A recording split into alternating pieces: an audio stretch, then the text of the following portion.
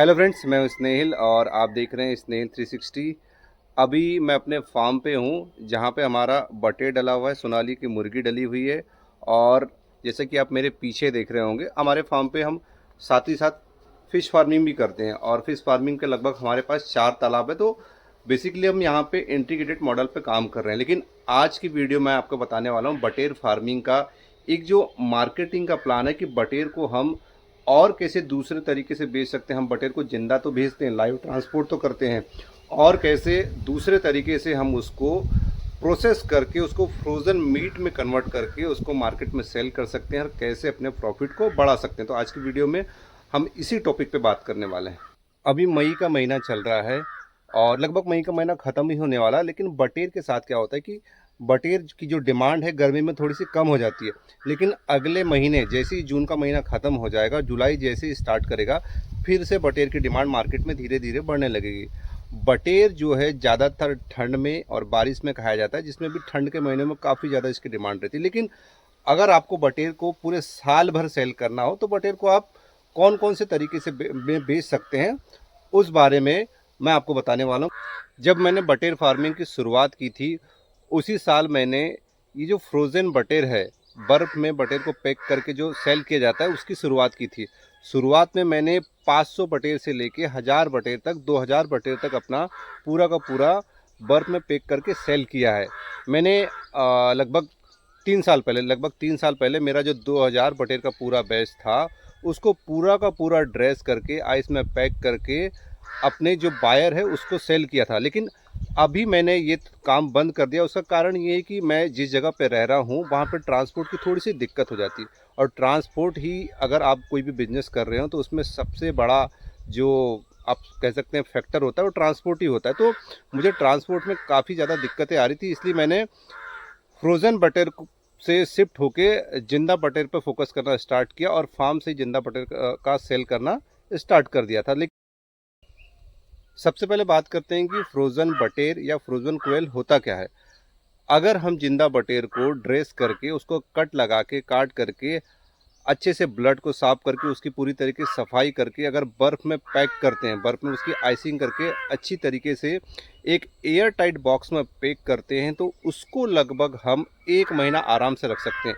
अगर आपका काम करने का तरीका बहुत अच्छा हो, आपने उसकी साफ़ सफाई बहुत अच्छे से की हो, क्लीनिंग बहुत अच्छे से की हो, तो आप इसको 2 महीने तक भी सुरक्षित रख सकते हैं। तो कुल मिला के ये कहना है कि बटेर को काट करके बर्फ़ में पैक करके उसकी पैकिंग करना और अपने सप्लायर को भेजना, यही होता है फ्रोज़न फूड या फ्रोज़न क्वेल या फ्रोज़न बटेर।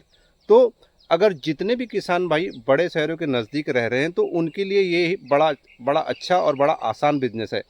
अगर आप दिन के 100 बटेर भी अगर होटलों में दे रहे हैं शुरुआत में, या 50 बटेर भी दे रहे हैं, तो आप समझिए कि आप धीरे धीरे अपने मार्केट को बढ़ा रहे हैं।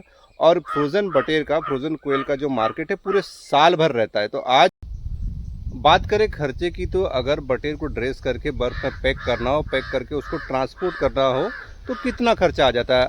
अगर आप बटेर का पालन कर रहे हो और आप 30 रुपये के आसपास में अपना बटेर तैयार कर रहे हैं, 30 से 32 रुपये के आसपास में अगर अपना बटेर तैयार कर रहे हैं, तो आपको एक बटेर को आइस बॉक्स में पैक करने की जो कीमत होगी वो पूरी मैं आपको बताने वाला हूँ। कि अगर आपका बटेर 32 रुपये में तैयार हो रहा है, तो आप मिनिमम 10 रुपये आप उसमें एक्स्ट्रा कॉस्ट जोड़ सकते हैं, उसको आइसिंग करने की, उसको कटिंग करने की, उसकी पैकिंग करने की। जितना भी सारा खर्च है आप उसमें मैन पावर लगा रहे हैं और ट्रांसपोर्ट कर रहे हैं, और जितना भी खर्च आप करेंगे वो टोटल मिला के खर्च मेरे ख्याल से 8 से 10 रुपये, उससे अधिकतम नहीं होगा एक बटेर पे।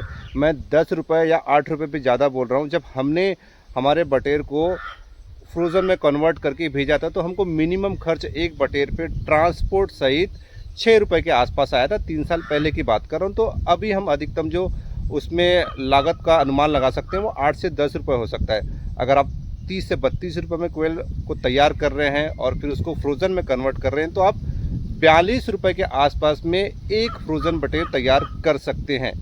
42 रुपये में बहुत अधिकतम कीमत बोल रहा हूँ। इससे ऊपर आपका बटेर जो है आइस बॉक्स में पैक होने के बाद भी और ट्रांसपोर्ट करने के बाद भी नहीं पड़ने वाला, उसकी कॉस्ट अधिकतम नहीं आने वाली है। और एक फ्रोज़न बटेर की कीमत मार्केट में थोक में लगभग 65 से 70 रुपये के आसपास होती है।